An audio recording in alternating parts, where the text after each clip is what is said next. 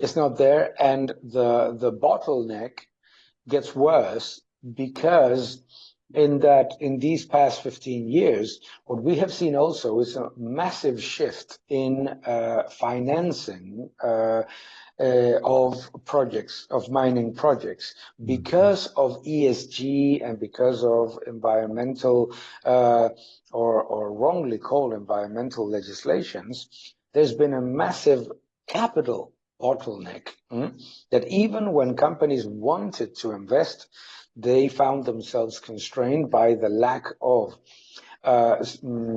equity capital and debt capital. No?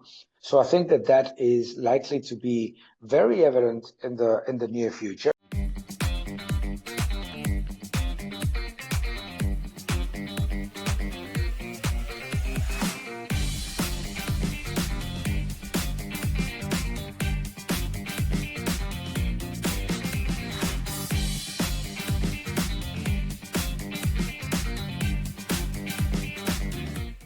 Welcome back to Metals and Miners. I'm your host, Gary Bohm, and today we're diving into the fast-moving world of global economics, the monetary system, and the policies that are shaping today's financial landscape and where it's headed next.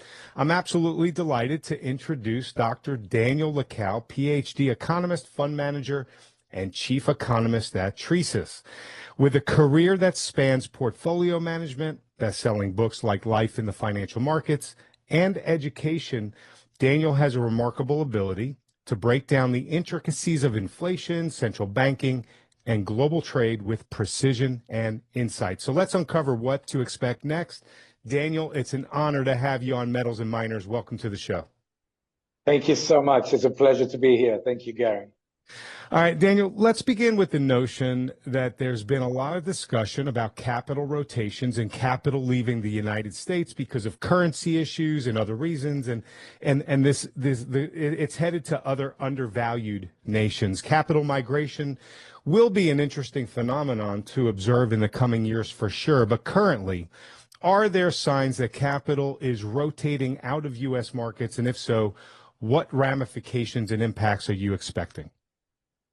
I don't think that there is a shift out of the United States. I think that there is a rebalancing. What we have seen in the last months is basically a lot of fund managers looking at Europe in particular from a standpoint in which, because of the ECB monetary policy in particular, but also because of Germany's decision to sort of improve its growth strategy. I think that a lot of fund managers have decided to go from massively underweight European assets, particularly stocks, to massively not too overweight, but to actually neutral weighting. So that doesn't mean that there's been an enormous level of capital outside of the United States. If we look at money market funds, if we look at stocks, if we look at commodities, and if we look at the utilization of the dollar, it certainly does not justify or indicate that kind of move. But certainly, I think that obviously the move in the US dollar and the move in European equities indicates that there's been a very significant shift in terms of perception that at least the worst is over for the European Union, which was obviously not the most beloved asset or group of assets in portfolios. So I would say basically a rebalancing from heavily underweight to neutral weighting. Okay, I appreciate that answer. So there's a lot of criticism. There has been a lot of criticism about the way the previous Treasury Secretary Yellen allocated debt towards short-term treasuries. Even current Secretary Scott Bessent, he was one who was very critical before he came into office and wildly against it, and he pledged that he was going to change that and rebalance that. So far, there's been no change, and now President Trump has come out and stated, we're going to just extend short-term debt probably. So what are the implications here for the Treasury markets if that's their explicit signal that they're just going to continue on with the same policy that has been in place? And what are the ramifications of further skewing the debt mix to more short-term? Yeah, skewing debt to short-term debt is always a big risk because it's basically betting on very accommodative policies short term. No, in fact, if you think of what Janet Yellen did, it was very obvious that Janet Yellen was expecting the Fed to massively cut rates in 2025, even expecting a quantitative easing program. And that obviously is a very dangerous bet from the Treasury, because if you suddenly skew the level of maturities to very short-term debt, what ends up happening is that there's an increase in volatility. Headlines all over the world start to talk about the sustainability of US debt. Way too much US paper is coming to the market, and that may signal higher yields in the future. So I would say that it's not a good policy to continue to be short-term skewed for a very simple reason. No, we will probably discuss later on the Fed's policy and the position that it is in today. If the Fed does not conduct a quantitative easing program and a big rate cut program near term, then skewing debt to short-term debt is going to generate the same level of volatility and significant questions about debt sustainability in the future.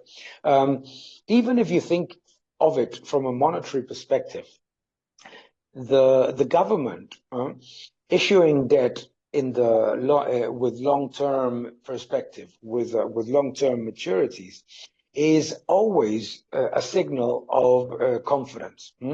Long-term buyers are going to accept relatively low yields compared with inflation expectations, and they're going to accept very long-term maturities, and that is always, I would say, something that would be perceived positively from investors when looking at the issuer.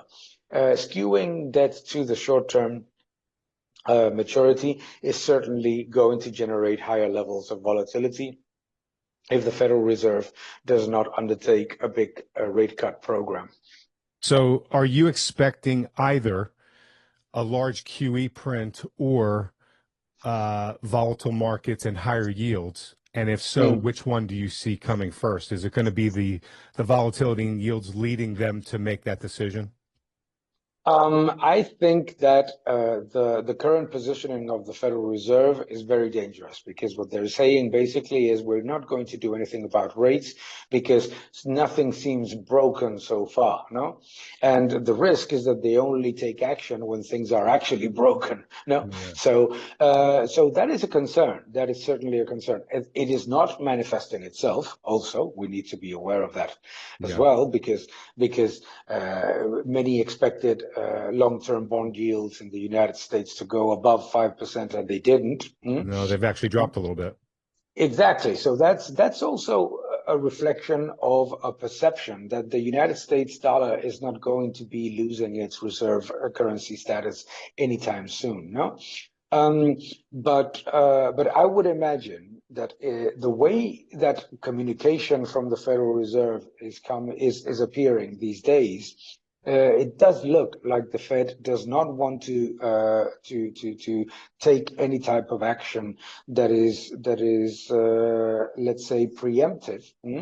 And they're more worried about inflation instead of a situation that might generate a big problem in the credit card market or in the loan market, or certainly in terms of refinancing and bankruptcies.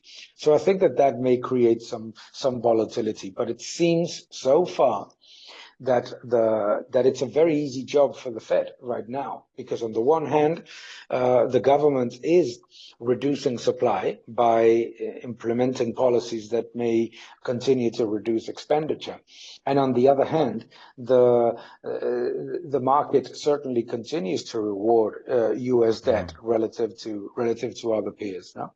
Yeah. So you don't. It sounds to me, I don't want to put words in your mouth. It sounds to me like you're saying you don't see the Fed taking any action at this point, even though many believe that they should take at least a 25 to 50 point reduction to get back to neutral. However, President Trump has been talking about announcing pretty soon a new Fed chair that he's going to nominate for 2026, and that person will exclusively be in his camp with taking rates down to about 1%. So do you believe that announcement will spur the current Fed chair to reduce rates, or do you think he's going to go out his entire term trying to hold firm here? No, I think that they will cut rates. I think that the communication coming from the FOMC members is also indicating that they are already considering a rate cut. But it's going to play negatively on them, because obviously President Trump has been exceedingly vocal about his dissatisfaction with the Fed policy. And when they actually do decide to cut rates, he's going to go out and say, hey, I told you so. You're way too late, and this is not the way to do the way to do things. And so I think that they will. I think that they will cut rates. But the question is when. I think that the problem right now is that the Federal Reserve is not paying attention to monetary aggregates and is not paying attention to the macro environment. Think about this. In 2019, the Fed cut rates 3 times. Talking about the risk of uncertain, volatile global markets. Not even talking about the United States, but talking about the uncertainty of global trade, China, etc. And now they just don't want to cut rates when their own beige book is talking very explicitly about a slowdown in economic growth and a slowdown in job creation in the United States. So it's going to be very, very difficult for the Fed to let's say continue to hold on to these rates when, as you very well have said, they're basically maintaining rates between 25 to 50 basis points above what would be the logical level and the neutral level according to inflation expectations, and it's all predicated on this completely irrational view of tariffs and the risk of inflation. I think that they may have been right to hold on when there was a big uncertainty about the impact of tariffs on inflation. But now that it's pretty evident that there's very little to no impact, then they have no justification to hold on to the current policy. Does the Fed run a risk here by putting themselves in a position where they do lower rates, and it appears to the markets and the public that they are now caving in to President Trump's demands, and it almost positions them now as no longer being independent, but rather just an arm of the administration? Do you view that as risky? And if so, what could that mean? It is exceedingly risky for the market to continue to perceive the Federal Reserve as increasingly less independent, because this is a problem that is not new. I come back to the point that I was mentioning before. There was absolutely no reason to cut 50 basis points in the middle of an election when the inflation and jobs figures were actually worse than the ones that we are seeing today. The inflation figures were worse, and the job figures appeared to be very robust, but as we have seen with the negative revisions, they were actually very, very bad. No? So there's a tremendous and very, very dangerous, but there's a growing concern in markets that the Federal Reserve is acting at least with an ideological bias, not necessarily a partisan bias, but an ideological bias. What is the ideological bias? That they seem to be very benign with aggressive spending and indebtedness programs, and they seem to be very negative with supply side measures, as the ones that are being implemented right now, tax cuts, deregulation, and a tariff-based approach to trade. So it does seem that the Fed is at least not independent in the from the perspective of paying attention only, as they should, to monetary aggregates, job figures, and inflation figures. They're basically, think about this, Fed officials were expecting inflation, particularly in food, to soar between April and June. It hasn't happened, and instead of saying, hey, well, fair enough, we got our models were wrong, instead of saying that, they're just expecting their models to be right at some point in the future. And that obviously is generating a tremendous level of concern among market participants that it is not independent now. But if things, because of the outcomes that you just outlined, changed, it would be viewed even less independent. And that is a concern, because it is not a trend that is only happening in the United States. The Bank of Japan, the European Central Bank, the Bank of England appear constantly to be skewed, to be, let's say, inclined to be more perceptive and more positive about huge spending, high taxes, and big government than supply side measures, tax cuts, and deregulation.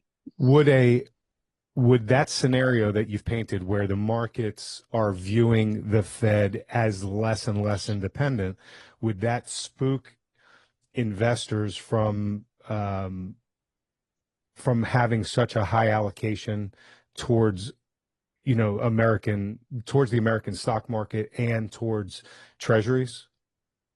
It doesn't seem to me like global investors are particularly concerned about that, because think about this.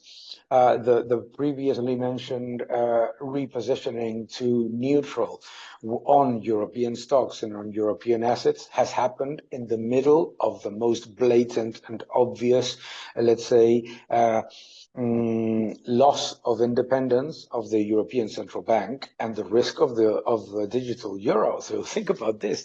There's a strange, perverse incentive in global markets that seem to dangerously, in my opinion, like the idea of a dependent central bank. Why? You know it very well, because that means more money supply, more easing, always. No, so I'm concerned about that. I'm concerned about the fact that we have had, as I explain in a couple of my books, we've had more than 2 consecutive generations of traders that have only seen expansionary monetary policies. So when they see the central bank be a little bit more independent or slightly, let's say, decoupled from government policy, then they tend to react negatively instead of actually seeing it as a positive. No? I would prefer an independent central bank that limits the power of government than a dependent central bank that justifies and, let's say, bloats the power of government, particularly because in the long term, that always creates a much bigger risk of a financial crisis. Okay, that was a really interesting psychological profile that you just laid out there. And so it leads me to wonder, is that a signal? Is that dependence, and even a strengthening dependence, but at least a maintaining dependence, like you've outlined, is that a signal towards much greater government spending and monetary expansion here? Is that Absolutely? Yeah. 100%. 100%. Okay, so debts are going higher as long as that link remains intact. We can safely say debts are going to continue to balloon. Yeah. Think about the other day I was in a conference and a leading geopolitical strategist considered 2024 as a year of stability. 2024 was a year in which 70 governments in the middle of elections decided to massively increase expenditure like drunken sailors because it was an election year. No? So in the mind of this person, an absolutely abnormal level of money supply growth and government spending was stability. And what that person viewed as instability is reduction of government spending and increasing of deregulation measures or a reduction of taxes. Unbelievable. Seems Yeah, like everything is flipped upside down. exactly. But This is a really, huge risk. yeah, so it's twisted upside down, but really, from a greed perspective, it makes sense. I mean, if people want the markets to continue to go up, up, up, up, and they don't want to have to, take some lumps, then let's keep ballooning the deficit. Okay, I get it. All right, so you've brought up the economy a few times. Bloomberg's high frequency monitor shows that the economy is currently expanding. What are your expectations for the U.S. economy next, and what kind of impact on earnings and ultimately stock prices are you expecting if the economy continues to expand as it's being shown to?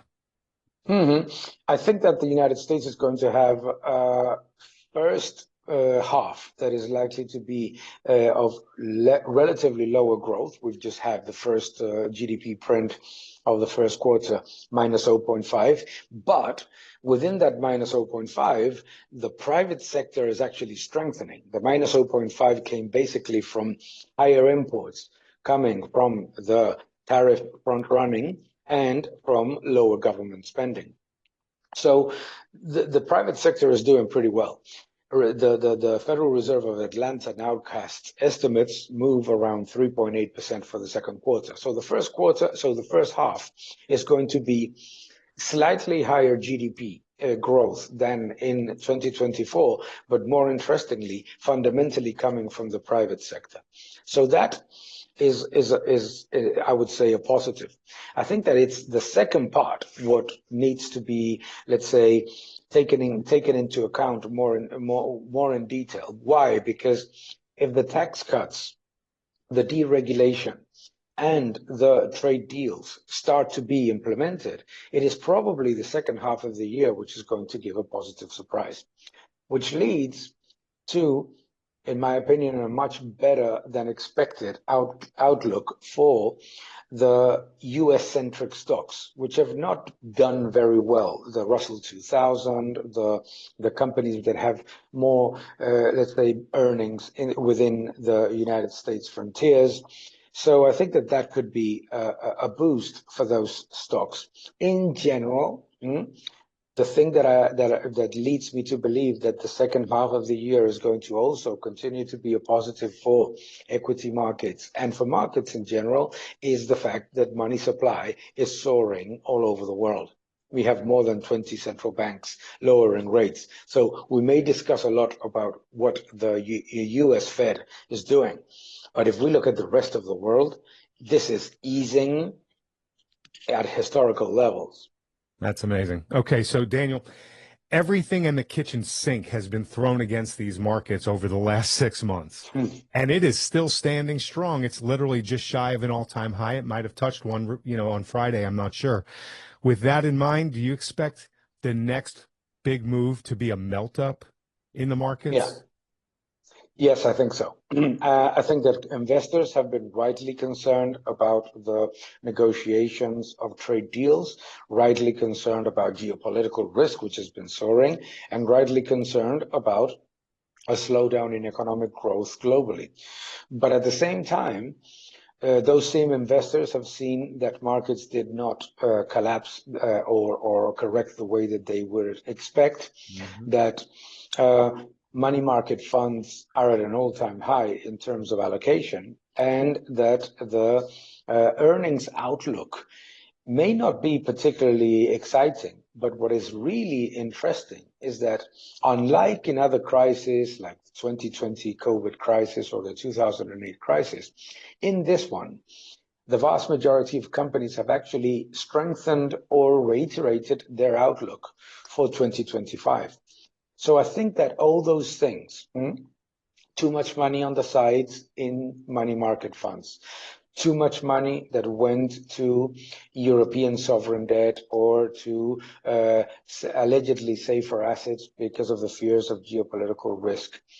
All those things are likely to lead investors to suddenly realize that, oh my God, multiples have not compressed the way that many expected. Valuations have not gone down the way that many expected. Outlook is better than it looked. Trade deals are actually happening and they're better than people feared. All those things. And then obviously a little bit of a fear of missing out is likely to happen into the end of the year, in my view.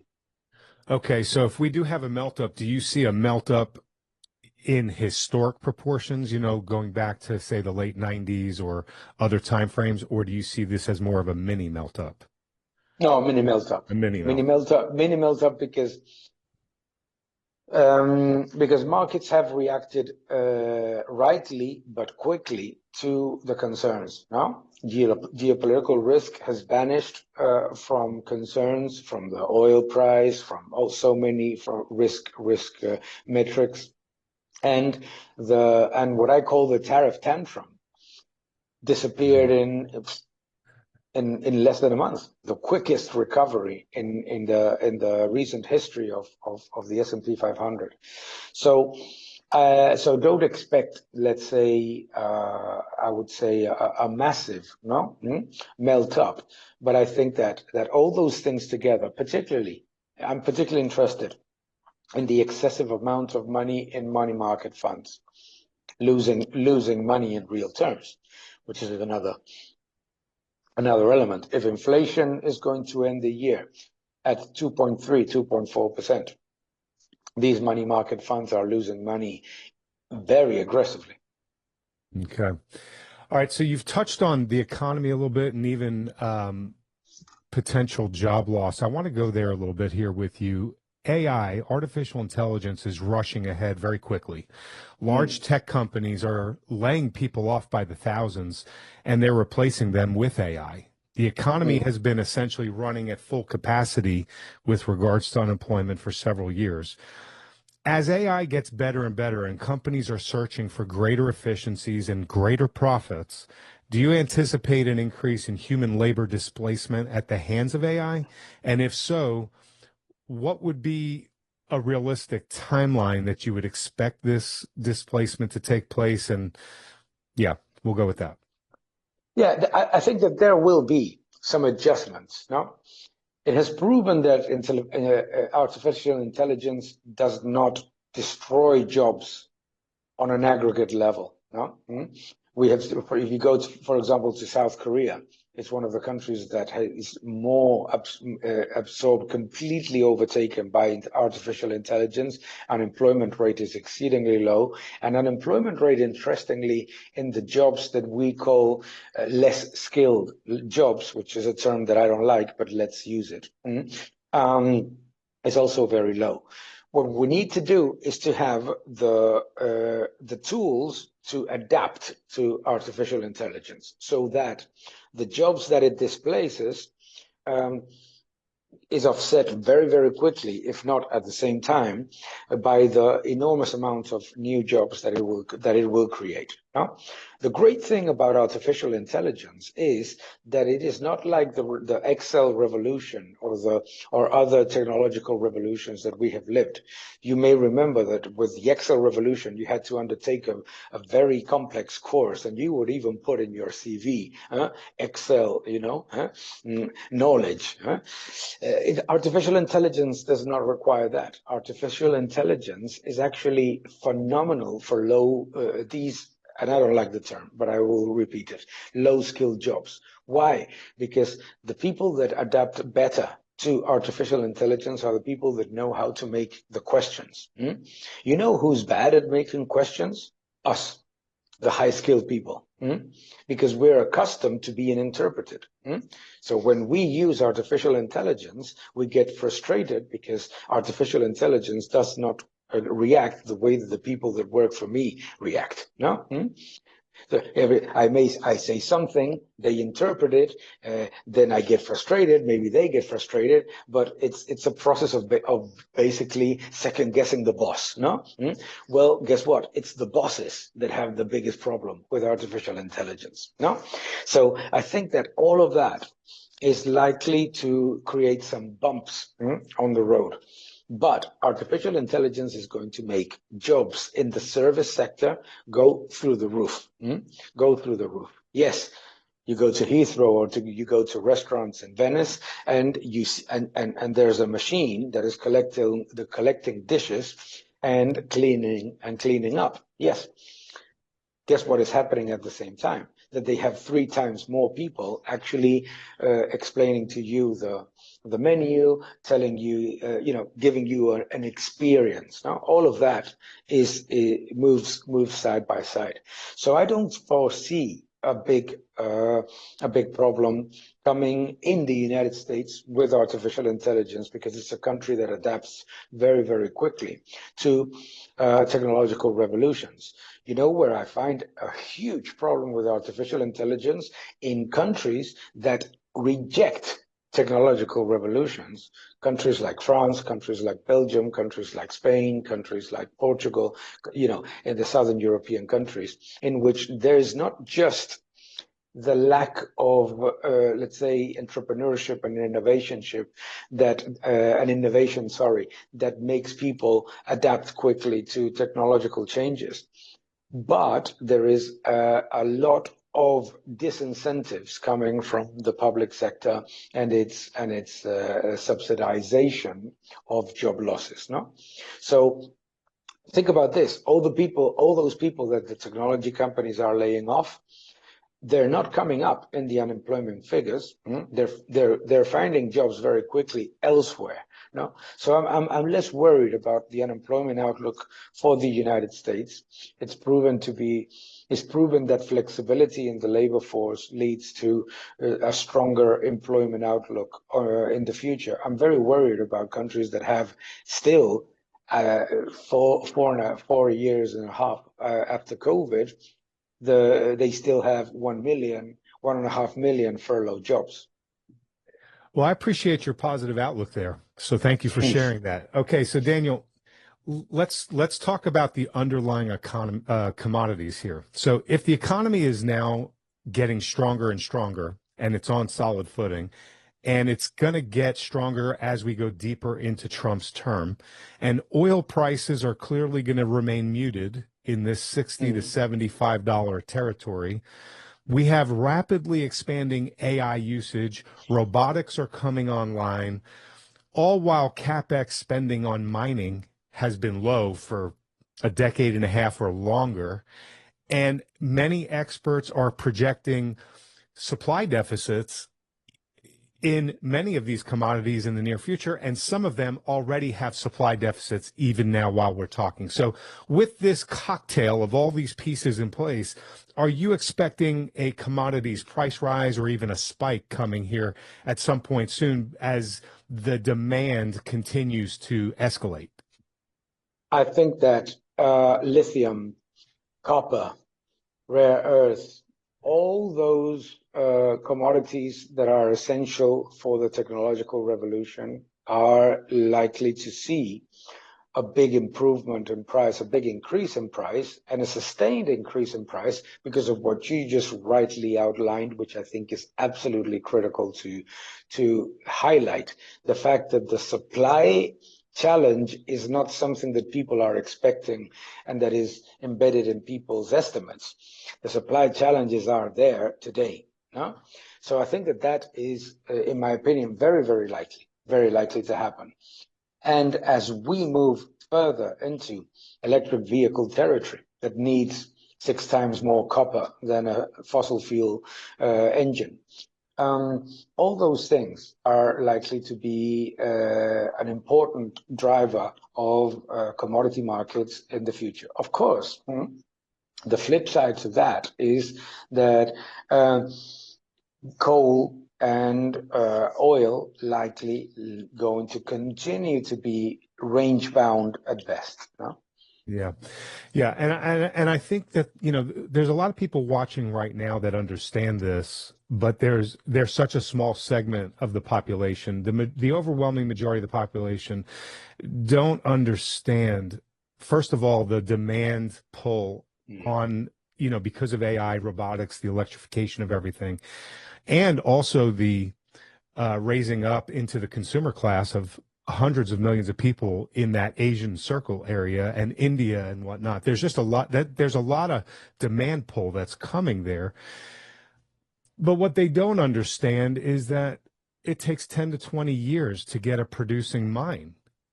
And so, and there has not been the requisite spending and, for the last 10 to 15 years, so that as we're hitting these shortfalls even today, you would start to see new supply come online to keep that equilibrium in place. That's just not there. It's not there. It's not there, and the bottleneck gets worse because in these past 15 years, what we have seen also is a massive shift in financing of projects, of mining projects, because of ESG and because of environmental or wrongly called environmental legislations. There's been a massive capital bottleneck that even when companies wanted to invest, they found themselves constrained by the lack of equity capital and debt capital. No? So I think that is likely to be very evident in the near future. It is already evident anyhow. We are seeing how gold is doing phenomenally, silver is doing phenomenally, but copper is doing very, very well as well. No, lithium is doing very well. So I think that all those things are important. They're getting a little bit better now that the US banks have abandoned the club that was created with very, very strict regulations relative to lending for mining. But it's still, the numbers are, it's basically just, there's a massive imbalance. There's a massive imbalance there. And, you can print more money and have it like that, but you can't print the resources that are needed to drive this revolution that we've been talking about the last few minutes. And that, to me, seems like it's going to be a massive bottleneck at some point. Yeah, it is. It is likely to be a huge, huge bottleneck that will be solved, but is obviously it's definitely not going to lead to the improvements in price that many of the analysis that we read a few years ago from Goldman Sachs, from JP Morgan about the electric vehicle revolution, etc. No way. I mean, there's going to be a big ramp up in costs and a big problem of supply availability. Yeah, and a lot of that supply availability is getting split because everything is getting electrified. So the EVs want their share, but the military complex wants their share, and the AI and robotics want their share, and the solar panels, as their portion is growing around the world in order to feed the energy demands, they want their share. So, where's all these shares coming from? Oh, I know who's going to lose out of those is the automotive industry. Yeah. All right. So Daniel, the military complex is not going to they're definitely not going to lose. And energy is not going to lose either. Energy is not going to lose, and the robotics revolution is not going to lose either. Because we're in a war exactly. with China for supremacy. Exactly. There's no way the AI and robotics is going to lose there. Yeah, absolutely. Yeah. I think you're right. I think automotive is going to lose there. So, Daniel, from an economic perspective, what's keeping you up at night? And I don't necessarily mean that figuratively or literally, but what's keeping you up at night, economically, monetary system, currency, AI and robotics, the commodities, bottlenecks? What keeps you up at night?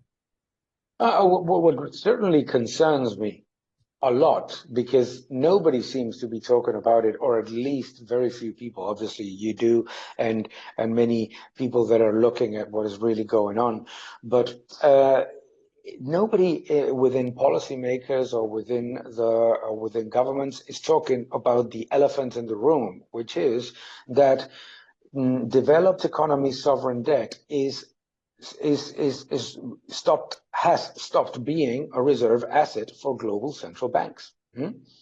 All these governments that continue to believe that they're going to print their way and spend their way out of their problems seem to ignore the enormous elephant in the room that is that the Central Bank of China, the Central Bank of India, the Central Bank of Oman, of so many countries, they're not purchasing sovereign debt as a reserve asset anymore. They're purchasing gold.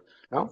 And that is going to lead to a big wake-up call, in my opinion, that is likely to generate at some point. It's not going to happen next year, certainly, and it's not going to, because these things take time, but it's going to lead to the next big financial crisis. I wrote an article a few months ago, saying that the next financial crisis will be a sovereign debt crisis, and it will be.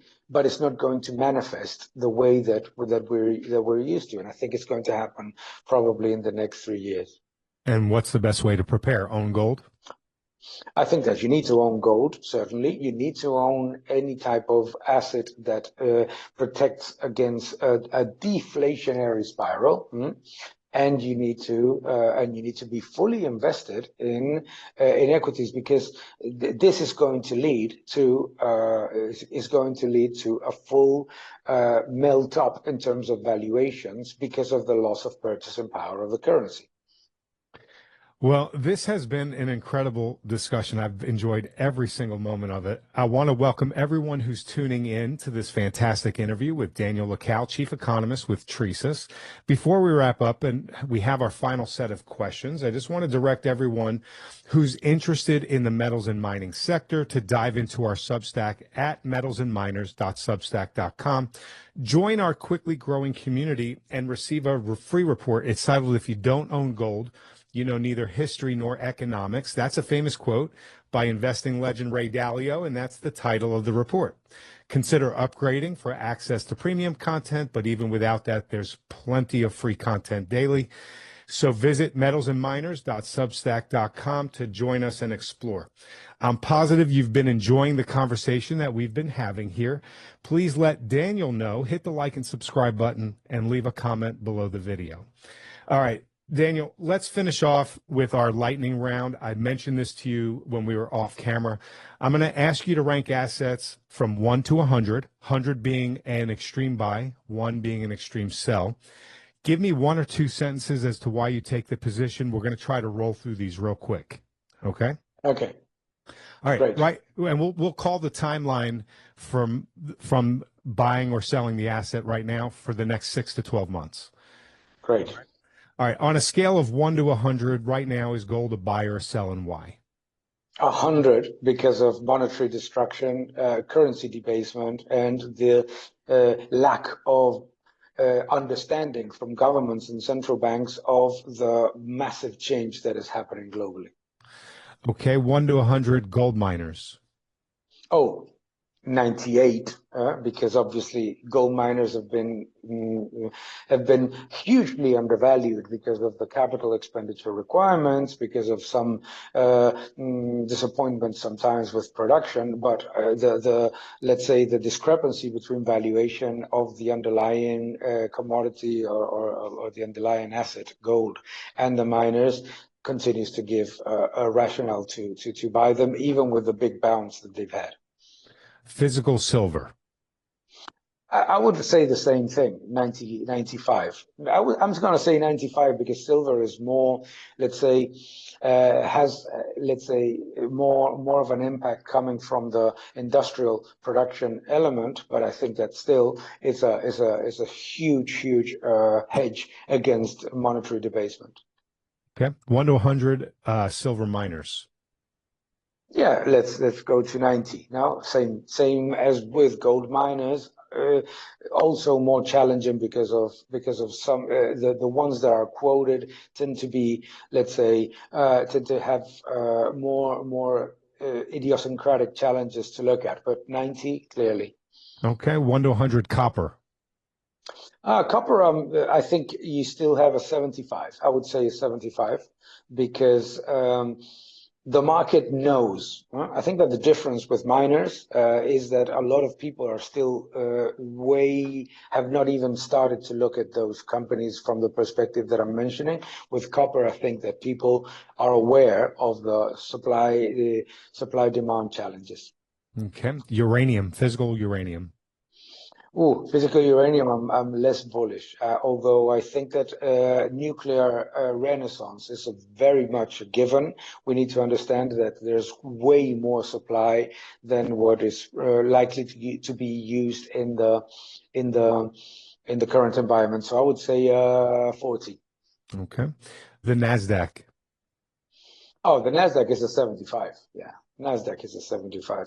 There is everything that we're talking about, the stocks that capture the monetary debasement and the endless cycle of monetary printing best are obviously long-dated assets with very, very big growth profiles at the beginning. That is tech companies. Okay. S&P 500.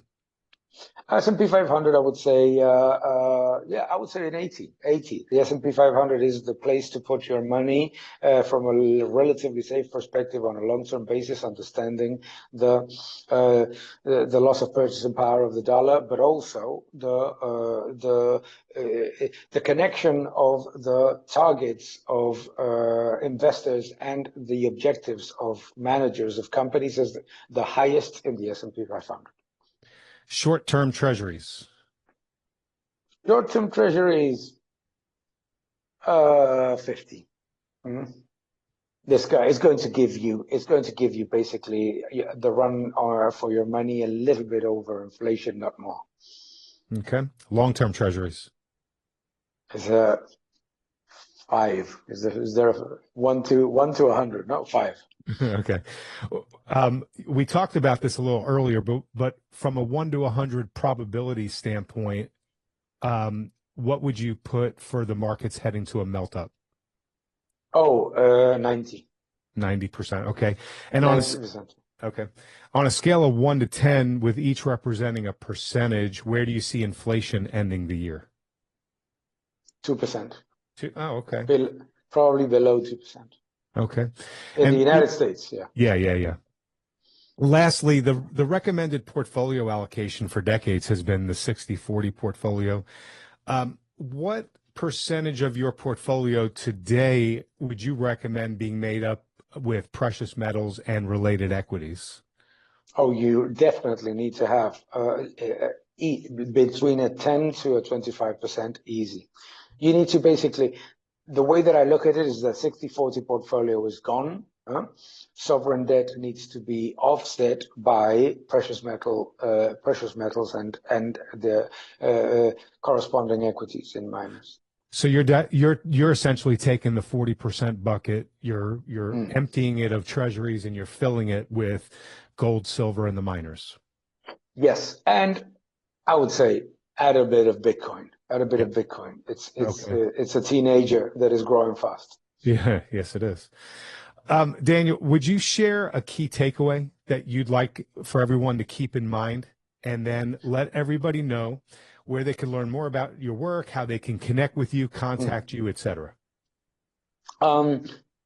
Artificial money creation is never neutral. There is no government that can make artificial money creation neutral. It always disproportionately affects, in a positive way, those that hold assets and have access to capital and debt, and hurts savers in deposits and people that have a salary, a wage. Therefore, knowing what has happened and knowing where we're going to, you need to understand that is what generates multiple expansion, is the debasement of the currency that governments issue. Yeah. Okay. This has been wonderful. Can you share with everybody how they can find you, connect with you? Okay. I always say that it's easier to find me than to avoid me, but I'll say how. My website is both in Spanish and English, dlacalle.com. You can also follow me on X. It's at dlacalle_IA. And you can also follow me on my YouTube channel, Daniel Lacalle in English. Just type my name and it appears. So you'll find me. But always remember that if the first thing that you find on Google or anything is the Spanish language website, YouTube channel, or X account, remember that there's one in English. Okay, wonderful. I'll take all that information. I will put it up on the screen. It'll also be in the description area for everybody to click through to get over to you. Everybody go check out Daniel Lacalle. If you have not already, he is a wealth of information. I really appreciate you being here. I look forward to having you back on sometime soon. Everybody else, thank you for watching. Thank you.